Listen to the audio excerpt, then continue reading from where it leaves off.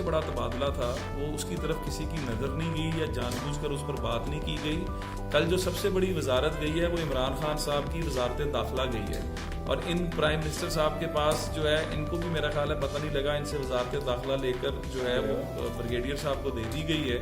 और जो बाकी असद उमर साहब, ये सारा ब्लेम ये हमेशा कहा करते थे कि जी कप्तान अगर अच्छा, ऊपर टीम लीडर अच्छा हो तो टीम नीचे खुद ब खुद अच्छी हो जाती है। तो साबित ये हुआ कि सबसे नालायक जो है वो कप्तान ही साबित हुआ, और किसी और के को रिमूव करने की जरूरत नहीं है। अब इमरान खान के जाने का वक्त आ चुका है, इनको पाकिस्तान की जान छोड़ देनी चाहिए। और ये खुद कहते थे कि अगर लोग मेरे खिलाफ बात करेंगे तो मैं खुद ब खुद छोड़ दूंगा। तो अब इनको जरा थोड़ी सी शर्म और गैरत का मुजाहरा कर देना चाहिए और इनको इस्तीफा देकर पाकिस्तान की जान छोड़ देनी चाहिए।